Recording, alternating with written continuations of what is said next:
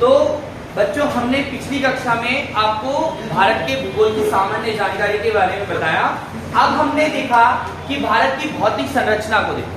भारत की भौतिक संरचना जो है उससे एक क्वेश्चन आपसे एग्जाम में पूछा जाना है। भारत की भौतिक संरचना की बात करें तो भारत को प्रमुख 5 भागों में हमने बांटा है। कितने भागों में? 5 प्रमुख भागों में बांटा है।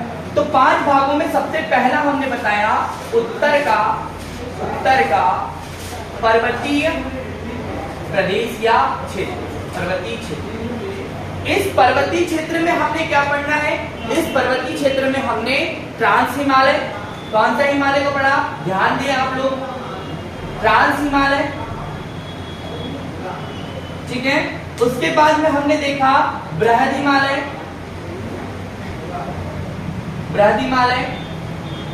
लघु हिमालय और शिवालिक श्रेणी को हमने यहां पर आपको दिखाया। तो इसको हम मैप के माध्यम से देख लेते हैं कि हमने ये श्रेणी कहां पर देखी। इसके बाद में दूसरा आता है उत्तर का पर्वतीय क्षेत्र के बाद में उत्तर का मैदान। कौन सा चित्र आता है बेटा? उत्तर का मैदान। इस उत्तर के मैदान में हमने देखा कि मैदान का निर्माण हमेशा नदियों के द्वारा लाई गई मिट्टी से किया जाता है। कि नदियों के द्वारा लाई गई मिट्टी से क्या करते हैं? उत्तर के मैदान का निर्माण हुआ है, जिनमें हम देखते हैं कि जो गंगा, जो सिंधु और ब्रह्मपुत्र नदियों के द्वारा बहाकर लाई गई मिट्टियों से क्या हो रहा है? मैदान का निर्माण। तो यहाँ पर नदियां क्या कर रही हैं? मैदान के निर्माण में महत्वपूर्ण भूमिका निभाती हैं, जिसको हम 3 भाग में कहेंगे इस मैदान को। एक तो सिंधु नदी का मैदान होगा, सिंधु नदी का मैदान। दूसरा आपका जो है गंगा नदी का मैदान, गंगा नदी का मैदान होगा। तीसरा जो है सिंधु गंगा और तीसरा जो है वो ब्रह्मपुत्र नदी का मैदान होगा। इन नदियों एवं नदियों की सहायक नदियों के द्वारा लाई गई मिट्टियों से बनाए वाला मैदान की हम बात इसमें कर रहे हैं। तीसरा और बहुत ही इंपॉर्टेंट टॉपिक है जो आज हमको देखना है, वह है प्रायद्वीपीय पठार का नाम। तो जो प्रायद्वीपीय पठार है, ये मैंने आपको बताया था जब प्रारंभ में पढ़ा रहा था, तो गोंडवाना लेन की चट्टानों से निर्मित एक पठार, जिसको हम क्या कहते हैं बेटा? प्रायद्वीपीय पठार। ये पठार जो है ये दक्षिण में है। तो इसको हम कुछ इस तरह से देखते हैं कि पहले हमने आपको बता चुके हैं, पहले क्या बता चुके हैं कि उत्तर के पर्वतीय क्षेत्र में हमने ट्रांस हिमालय को बांटा था। कितने भागों में? 3 भागों में। ट्रांस हिमालय को कितने भागों में बांटा? 3 प्रमुख भागों में बांटा। पहला हमने बांटा उसे पहला इसमें काराकोरम, लद्दाख और जास्कर, 3 प्रमुख श्रेणियों में हमने बांटा। तो देखते हैं इसको आगे। जो भारत है कुछ इस तरह से आपको देखने को मिलेगा भारत, ठीक है। भारत के उत्तर में कौन सा पर्वत श्रृंखला है? तो भारत के उत्तर में हिमालय पर्वत श्रृंखला है,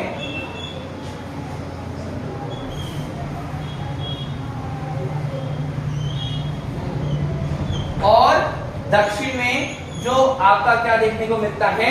पठार देखने को मिलता है। तो उसको हम देखते हैं प्रायद्वीप। तो जब हिमालय पर्वत की बात करें तो यहां पर आपका काराकोरम श्रेणी है, काराकोरम श्रेणी। उसके बाद यहां पर लद्दाख श्रेणी और आगे जाकर जास्कर श्रेणी। इन श्रेणियों में बटा हुआ है आपका कौन सा? ट्रांस हिमालय। बृहद हिमालय की बात करें तो बृहद हिमालय जो है वो आपका उत्तर का ये वाला जो हिमालय है, ये बृहद हिमालय, जिसमें नंगा पर्वत, कामेट, नंदा देवी है ना, अन्नपूर्णा, धौलाधर, मकालू, मंसालू और माउंट एवरेस्ट, कंचनजंगा और नामचा बारवा जैसे प्रमुख पर्वत श्रृंखला इसमें आते। पर्वत से छोटी है। हम जानते हैं कि जो माउंट एवरेस्ट है, mount Everest MP, mount Everest ये दुनिया का सबसे ऊंचा पर्वत श्रृंखला है, जो कहां पर है? बृहद हिमालय में है, जो नेपाल राज्य में स्थित है। इसका नाम सागरमाथा नेपाली भाषा में और तिब्बती भाषा में चोमोलुग्मा के नाम से जाना जाता है। इसी के दक्षिण में एक हिमालय श्रृंखला आती है समानांतर, जो महाभारत, पीर पंजाल, धौलाधर, नाग टिप्पा जैसी प्रमुख श्रेणियों से मिलकर बनी होती हैं। उस पर्वत श्रृंखला को हम क्या कहते हैं, बोले लघु हिमालय के नाम से।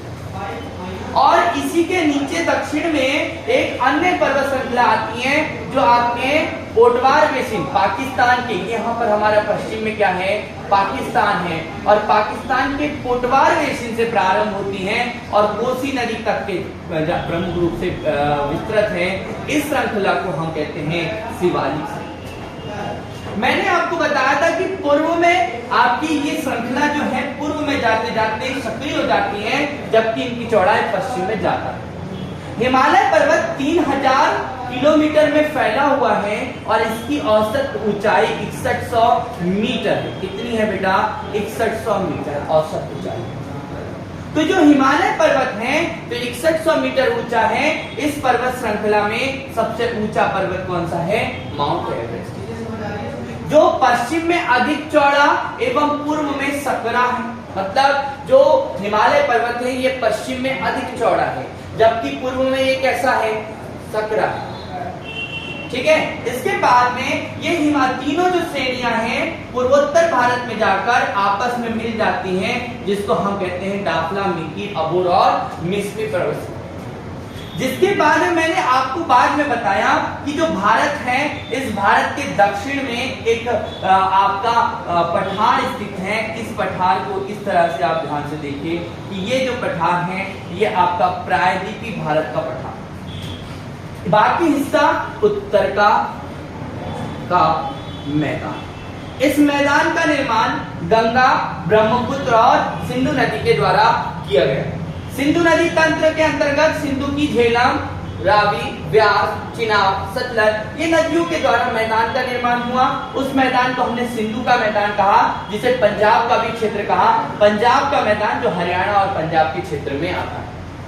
जबकि उत्तर के मैदान में हम मुख्य रूप से गंगा नदी के मैदान को देखते हैं, जो गंगा नदी एवं उसकी सहायक नदियों के द्वारा लाई गई मिट्टियों से निर्मित है। उस मैदान को हम क्या कहते हैं, आपका उत्तर का मैदान कहते हैं। और इस मैदान का क्षेत्रफल लगभग 7.5 लाख वर्ग किलोमीटर है, जिसकी आकृति धनुषाकार है। इसके अंतर्गत अगर हम देखें तो इसके अंतर्गत पंजाब, हरियाणा, ठीक है, आपके राजस्थान, उत्तर प्रदेश, दिल्ली, आपका बिहार, झारखंड, पश्चिम बंगाल, उड़ीसा और असम क्षेत्र इसमें मुख्य रूप से आते हैं। इस मैदान के बाद की बात करें तो इस मैदान के दक्षिण में एक पठार स्थित है, जिसको हम प्रायद्वीपीय पठार कहते हैं। जैसा कि मैंने पहले आपको बताया कि प्लेट टेक्टोनिक सिद्धांत के अनुसार एक यूरेशिया प्लेट है और एक इंडो अफ्रीकन प्लेट है। जब आपस में ये टकराती हैं तो तैथिस सागर के मलबों से हिमालय पर्वत का निर्माण होता है। एक बार मैं फिर से बता देता हूं कि एक कौन सी प्लेट है, एक यूरेशिया प्लेट। यूरेशिया प्लेट क्या होता है कि आपको बता दूं कि 1960 के दशक के अमेरिकी वैज्ञानिक जो भूगोलविद हैं वो है प्लेट टेक्टोनिक सिद्धांत देने वाले हैरी हेस। हैरी हेस ने कहा कि दुनिया में जो है लगभग 20 छोटी प्लेटें और 6 बड़ी प्लेटों के बारे में उसने बताया। वैसे तो 100 प्लेटों के बारे में, लेकिन 20 छोटी प्लेट और 6 बड़ी प्लेटों के बारे में उन्होंने चर्चा की।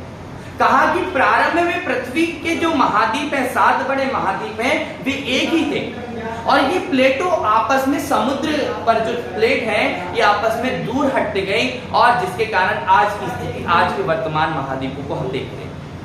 तो अफ्रीका महाद्वीप से एक इंडो अफ्रीकन प्लेट अलग हुई और वो अफ्रीकन प्लेट जो इंडो अफ्रीकन प्लेट कहते हैं उसको हमने गोंडवाना, जो ऑलरेडी जानते हैं कि गोंडवाना लैंड की प्लेटें हैं, और यहाँ पर अंगारा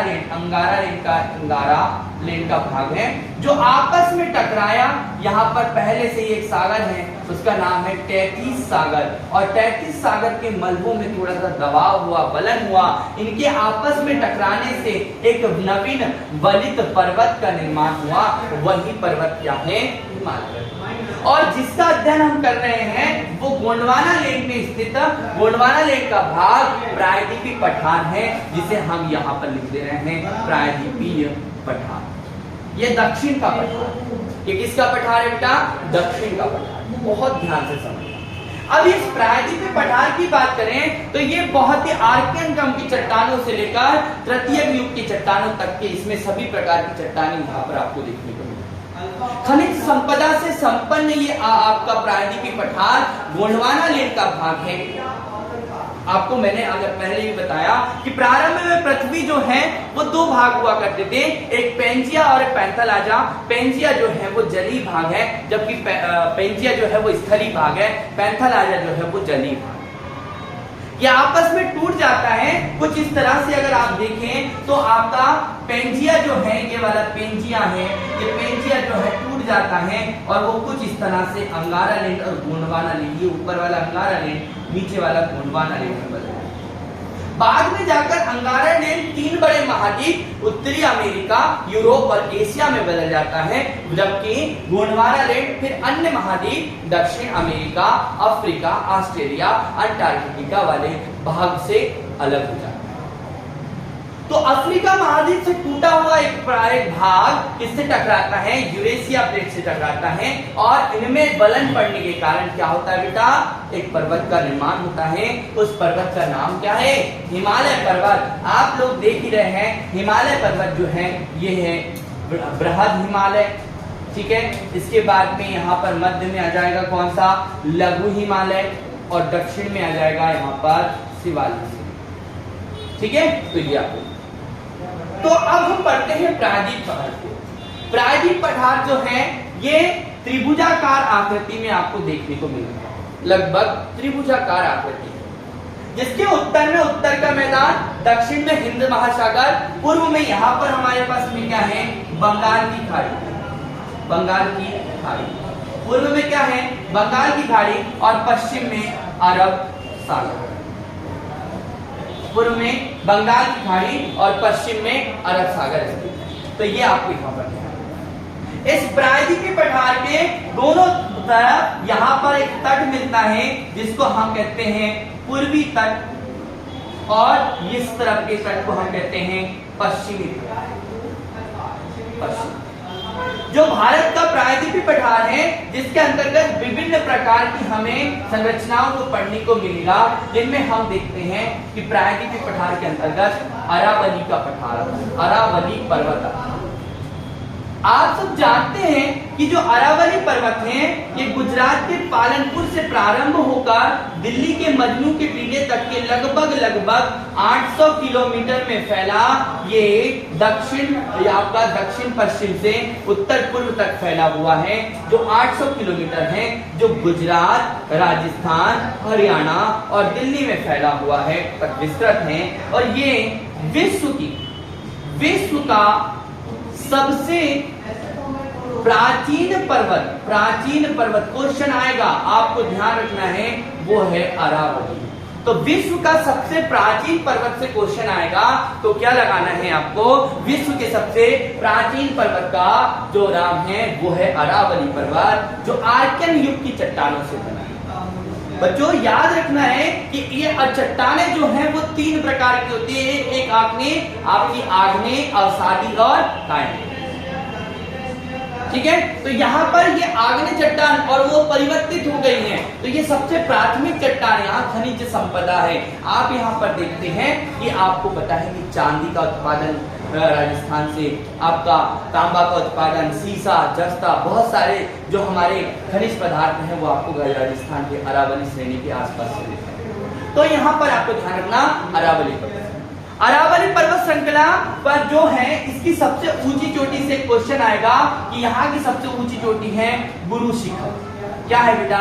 गुरु शिखर, जो 1722 मीटर ऊंची है, और ये राजस्थान की सबसे ऊंची चोटी है। किसकी सबसे ऊंची चोटी है? राजस्थान की सबसे ऊंची चोटी है गुरु शिखर, जो 1722 मीटर ऊंची है। ये माउंट आबू पर है। माउंट आबू आप सब जानते हैं कि माउंट आबू यहाँ पर बहुत फेमस है, एक पर्वत श्रृंखला, उस पर है गुरु शिखर। और माउंट आबू पर जैन दिलवाड़ा मंदिर का निर्माण किया गया है। जैन दिलवाड़ा मंदिर, ये बहुत ही इंपॉर्टेंट है। जैन धर्म से संबंधित दिलवाड़ा मंदिर, ये महिपाल शासकों द्वारा इसका निर्माण किया गया था। तो ये आपको अरावली पर्वत। अरावली पर्वत के दक्षिण में लूनी नदी निकलती है और ये लूनी नदी कच्छ के रण में जाकर लुप्त हो जाती है। लूनी नदी याद रखना। और इस अरावली पर्वत को पश्चिम से पूर्व की ओर काटते हुए एक नदी आती है जिसको हम कहते हैं बनास नदी। और बनास नदी जो है वो चंबल की सहायक नदी है जो मालवा से निकलती है। चंबल नदी इंदौर के पास, महू के पास जाना पाव की पहाड़ी से निकलती है। उसमें जाकर बनास नदी जो पश्चिम से पूर्व की तरफ अरावली पर्वत को बांटते हुए निकलती है, वो आपकी बनास नदी। बनास नदी चंबल नदी में आकर चंबल नदी किसकी सहायक है? तो चंबल नदी यमुना की सहायक नदी है। तो चंबल नदी इटावा के पास यमुना में जाकर, तो ये आपको क्वेश्चन याद रखना है। तो मैंने अरावली से बताया। अरावली पर्वत की जो है उसको दिल्ली में दिल्ली की पहाड़ी के नाम से जाना जाता है। बड़े ध्यान से आप एक क्वेश्चन है कि दिल्ली में अरावली पर्वत श्रृंखला की को क्या कहा जाता है? दिल्ली की पहाड़ी के नाम से कहा जाता है। और आप सब लोग जानते हैं कि दिल्ली में राष्ट्रपति भवन है दिल्ली में राष्ट्रपति भवन। तो दिल्ली के राष्ट्रपति भवन जो है वो रायलसीना की पहाड़ी पर स्थित है। वो आपकी अरावली पर्वत श्रृंखला की ही पहाड़ी पर स्थित है जिसका निर्माण आर्के की चट्टानों से हुआ। ये आपको ध्यान रखना है, ठीक है। चलिए आगे बढ़ते हैं। इस अरावली पर्वत श्रृंखला के बाद में एक दक्षिण में, आपके दक्षिण पूर्व में एक पठार आता है जिसको हम कहते हैं मालवा का पठार। कौन सा पठार कहते हैं? मालवा का पठार। जो मालवा का पठार है इसका निर्माण दक्कन ट्रैप की चट्टानों से हुआ। किससे हुआ बेटा? दक्कन ट्रैप की चट्टानों से हुआ है। और दक्कन ट्रैप की चट्टानें यहाँ पर ज्वालामुखी उद्गार, एक क्या हुआ? दरार फट गई बहुत सारा। क्यों? क्योंकि भैया ये अलग हुआ किससे? अफ्रीका से। तो यहाँ पर क्या हुआ कि दरारों के माध्यम से लावा ऊपर आके जमने लगा। और जो लावा ऊपर आके जमने लगा जिससे क्या बेसाल्ट चट्टान के रूप में वो आकर यहाँ एक पठार का निर्माण हो गया। और जिसके समय कायांतर के बाद, बहुत समय अंतराल के बाद टूटने फूटने से एक विशेष प्रकार की मिट्टी का निर्माण हुआ। अर्थात आग्नेय चट्टान की बेसाल्ट चट्टान यहाँ बनी। और बेसाल्ट चट्टान के टूटने से क्या हुआ विलासा? कि यहाँ पर मिट्टी का निर्माण हुआ। जिस मिट्टी को क्या नाम दिया हमने? काली। क्या नाम दिया? काली। तो मालवा का पठार काली मिट्टी से प्रचुर पठार है। यहाँ पर काली मिट्टी सर्वाधिक पाई जाती है। और मालवा के पठार को गेहूं की डलिया कहा जाता है क्योंकि यहाँ पर सर्वाधिक गेहूं का उत्पन्न होता है। और मध्य प्रदेश में सर्वाधिक नदियों का उद्गम भी किसमें होता है? मालवा के पठार से ही माना जाता है। या मध्य प्रदेश को नदियों का मायका कहा जाता है। मध्य प्रदेश को अभी वर्तमान में टाइगर स्टेट का नाम फिर से दे दिया गया क्योंकि यहाँ पर टोटल 701 टाइगर पाए जाते हैं। कितने? 701 टाइगर। तो मालवा का पठार, इस मालवा के पठार की सबसे ऊंची चोटी को सिगार की चोटी के नाम से जाना जाता है। क्या नाम से जाना जाता है बेटा? सिगार की चोटी मालवा। और इसकी ऊंचाई जो है वो 881 मीटर है। यहाँ से एक क्वेश्चन आपको बनेगा कि मालवा का पठार 881 मीटर ऊंचा एक यहाँ पर एक चोटी है जिसको मालवा की सर्वोच्च चोटी कहते हैं। और यहाँ पर विंध्य पर्वत श्रृंखला। मालवा के पठार में आपको गेहूं, सोयाबीन का उत्पादन, काली मिट्टी की यहाँ पर प्रचुर मात्रा, ये सब चीजें जो है आपको मालवा के पठार में, ठीक है। मालवा का आगे हम बढ़ते हैं। तो इसी के बाद हम पढ़ क्या रहे हैं? हम पढ़ रहे हैं प्रायद्वीपीय पठार। इस प्रायद्वीपीय पठार में मैं छोटी छोटी और बहुत सारी चीजें बता देता हूँ कि भैया हम किन किन चीजों को पढ़ेंगे। जो हमारा पश्चिम में आपके पश्चिम के तट से लगा हुआ, पश्चिम तट से लगा हुआ एक पर्वत श्रृंखला है जिसको हम घाट के रूप में कहते हैं, जिसको हम पश्चिमी घाट क्या कहेंगे? पश्चिमी घाट। और पूर्व के तट पर, पूर्वी तट के समानांतर एक हमको श्रृंखला मिलती है, उस श्रृंखला को हम कहेंगे पूर्वी, आपकी पूर्वी घाट। क्या कहेंगे? पूर्वी घाट। तो ये पूर्वी घाट, पश्चिमी घाट और ये दोनों आपस में जहां मिलती हैं उसको हम कहते हैं नीलगिरी। नीलगिरी क्या कहते हैं? नीलगिरी। तो ये हमें प्रायद्वीपीय पठार में पढ़ना। इस मालवा के पठार के दक्षिण में एक पठार आपको मिलेगा, उस पठार का नाम है दक्कन का पठार। क्या पठार बेटा? दक्कन का पठार। मालवा के पठार के बीचों बीच से एक श्रेणी गुजरती है जो उत्तर भारत को दक्षिण भारत से अलग करती है। उस श्रेणी का नाम आप सब लोग जानते हैं, उस श्रेणी का नाम विंध्य पर्वत श्रृंखला। क्या नाम है? विंध्य पर्वत श्रृंखला। ये पर्वत श्रृंखला उत्तर भारत को दक्षिण भारत से अलग करती है। इस विंध्य पर्वत श्रृंखला के 3 भाग हैं, जिसे विंध्य, भांडेर और कैमूर के नाम से जानते हैं। इस पर्वत श्रृंखला के 3 भाग हैं, जिसे विंध्य, भांडेर और कैमूर के नाम से जानते हैं। और ये श्रेणी झारखंड में जाकर पारसनाथ की पहाड़ी के नाम से जानते हैं, जो झारखंड की सबसे ऊंची है। इस विंध्याचल पर्वत श्रेणी के समानांतर के दक्षिण में एक नदी बहती है, उस नदी का नाम आप सब लोग जानते हैं, नर्मदा नदी कहते हैं। ये नर्मदा घाटी है। और नर्मदा नदी के दक्षिण में एक पर्वत श्रृंखला आपको देखने को मिलती है, उस पर्वत श्रृंखला का नाम सतपुड़ा पर्वत श्रृंखला है, जहां राजपीपला पश्चिमी भाग, राजपीपला, महादेव और आपकी एक है मैकाल श्रेणी के नाम से जाना जाता है। मैकाल श्रेणी अमरकंटक से ही नर्मदा नदी का उद्गम होता है, जो पूर्व से पश्चिम की दिशा में बहते हुए, जो मैंने आपको पहले बताया था कि यहाँ पर कच्छ की खाड़ी है और यहाँ पर कौन सी खाड़ी है मयूर? खंभात की खाड़ी। कौन सी खाड़ी है? खंभात की खाड़ी। और यहाँ पर कौन सी खाड़ी है भैया? कच्छ की खाड़ी। ठीक है, तो कच्छ की खाड़ी और खंभात की खाड़ी दोनों आपको यहाँ पर ध्यान रखना। तो नर्मदा नदी खंभात की खाड़ी में पूर्व से पश्चिम की दिशा में बहती हुई आती है। ध्यान रखेंगे बेटा। तो ये क्वेश्चन आपको यहाँ से पूछे जाते हैं। ठीक, तो दक्कन का पठार, आगे चलते हैं। इसमें एक क्वेश्चन और देख लो कि सतपुड़ा की जो पहाड़ी है, इस सतपुड़ा की पहाड़ी की सबसे ऊंची चोटी जो है वो महादेव श्रेणी में है आपकी धूपगढ़ की चोटी। धूपगढ़ चोटी। अब धूपगढ़ की जो चोटी है वो महादेव श्रेणी में आती है और ये पचमढ़ी में स्थित है। इसकी ऊंचाई जो है वो 1300 आपकी क्या है? 1350 मीटर है, जो मध्य प्रदेश की सबसे ऊंची चोटी है। इसकी ऊंची चोटी है मध्य प्रदेश की सबसे ऊंची चोटी क्या है? कि महादेव श्रेणी में स्थित धूपगढ़ की चोटी, जो सतपुड़ा पर्वत के अंतर्गत आती है और ये पचमढ़ी में स्थित है। कहां पर स्थित है बेटा? पचमढ़ी में स्थित है। ये आपको दक्कन का पठार भी जो है ये ज्वालामुखी लावा के द्वारा बना हुआ है। ये भी कैसी मिट्टी से मिलेगा? यहाँ पर बेसाल्ट चट्टान मिलेगी और बेसाल्ट चट्टान के कारण यहाँ पर कैसी मिट्टी मिलेगी? काली मिट्टी। और काली मिट्टी बहुत ही उपजाऊ मिट्टी होती है, आप लोग सब जानते हैं। तो काली मिट्टी वाला क्षेत्र है। दक्कन का पठार भी खनिज संपदा से संपन्न है और फसल यहाँ पर बहुत सारी है ना, काजू, आम, कई प्रकार की यहाँ पे फसलें आपको देखने को मिलती हैं। अंगूर आप यहाँ देखते हैं, संतरा आप दक्कन के पठार में आपको देखते हैं, दक्कन के पठार से संबंधित। तो दक्कन के पठार की सबसे ऊंची चोटी अगर आपसे पूछ लें तो ये कलसूबाई की चोटी है। कौन सी बाई है बेटा?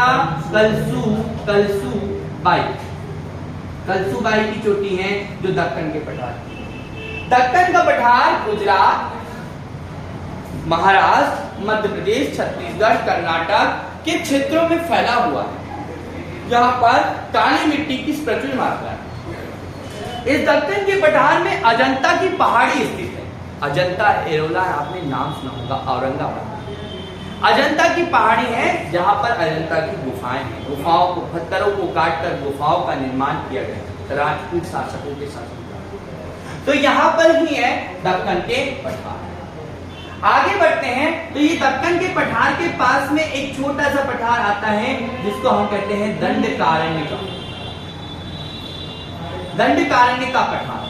अब भैया दंडकारण्य के पठार को ध्यान से देखिए, ये छत्तीसगढ़ के बस्तर जिले और उसके आसपास का क्षेत्र है।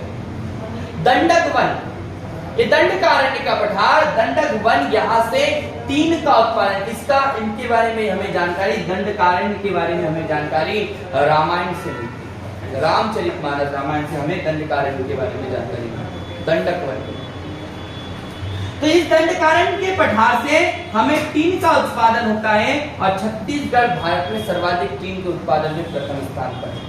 छत्तीसगढ़ टीन उत्पादन में प्रथम स्थान पर है और दंडकारण्य का क्षेत्र बस्तर जिला छत्तीसगढ़ और उसके आसपास के जो मध्य आपके जो है महाराष्ट्र है, उड़ीसा है, आंध्र प्रदेश है, तेलंगाना है, उसके क्षेत्र को ठीक है। अब इस दक्कन के पठार के नीचे कर्नाटक राज्य है और कर्नाटक राज्य में एक पठार मिलता है जिसको हम कहते हैं कर्नाटक का पठार। ठीक है, कर्नाटक का। आगे इस जगह पर ये जो एक पठार है, यहाँ पर एक पठार आपको देखने को मिलता है। इस पठार को हम कहते हैं छोटा नागपुर का पठार। ये छोटा नागपुर का पठार जो है ये आपकी खनिज संपदा से संपन्न पठार, खनिज संपदा से संपन्न पठार छोटा नागपुर का पठार जो झारखंड, बिहार और पश्चिम बंगाल के क्षेत्र में फैला हुआ है। कहां पर? झारखंड, बिहार, पश्चिम बंगाल के क्षेत्रों में फैला हुआ है। इस छोटे नागपुर के पठार से दामोदर नदी और स्वर्ण रेखा नदी का उद्गम होता है। कौन सी नदी का? दामोदर और स्वर्ण रेखा नदी का उद्गम होता है। जो दामोदर नदी है, आप ध्यान से देखना बेटा, दामोदर नदी जो है वो गंगा की सहायक नदी, जो गंगा नदी निकलती है उससे एक धारा निकलती है, क्या? हुगली निकलती है गंगा। तो दामोदर नदी जो है पश्चिम बंगाल में जाकर पश्चिम बंगाल में सोख कहलाती है। तो यहाँ पर वो दामोदर किसमें मिल जाती है बेटा? दामोदर हुगली में मिल जाती है। और हुगली नदी के किनारे कौन सा है? तो कौन स्थित है? कोलकाता जो है या कलकत्ता जो है वो कहां पर स्थित है बेटा? दामोदर नदी के किनारे, वो हुगली नदी के किनारे है। कौन? कलकत्ता। और जो स्वर्ण रेखा नदी है ये छोटे नागपुर के पठार के मध्य से निकलती है। दो भागों में इसको बांटती हैं, एक रांची का पठार और एक हजारी भूमि का पठार। तो इसके अंदर से वो जाती है और ये कहां गिरती है? पश्चिम बंगाल की खाड़ी में, पश्चिम बंगाल की खाड़ी में। तो प्रश्न पूछा जाएगा कि स्वर्ण रेखा नदी कहां गिरती है? बंगाल की खाड़ी में नहीं, साथ हम कह सकते हैं कि पश्चिम बंगाल की खाड़ी में आपकी कौन सी रेखा गुजरती है? तो आपकी स्वर्ण रेखा। छोटा नागपुर ये खनिज संपदा से संपन्न है। यहाँ पर कोयला, आपका कोयला, लोहा, कोडरम, बहुत सारे यूरेनियम, अनेक प्रकार के खनिज पदार्थ जो है ये छोटा नागपुर के पठार से आपको देखने को मिलते हैं। छोटा नागपुर के पठार के पूर्वी हिस्से में राजमहल की पहाड़ी है। कौन सी पहाड़ी है बेटा? राजमहल की पहाड़ी। जो राजमहल की पहाड़ी इस मेघालय के पठार से अलग होती है। किससे अलग होती है? मेघालय के पठार से अलग होती है। मेघालय के पठार में 3 प्रमुख चोटियां आपको देखने को मिलेगी, जो मैंने पिछली कक्षाओं में आपको बताया कि मेघालय के पठार में ये 3 प्रमुख चोटियां गारो, खासी और जयंतिया के नाम से आपको मैंने बताया था। गारो, खासी, जयंतिया।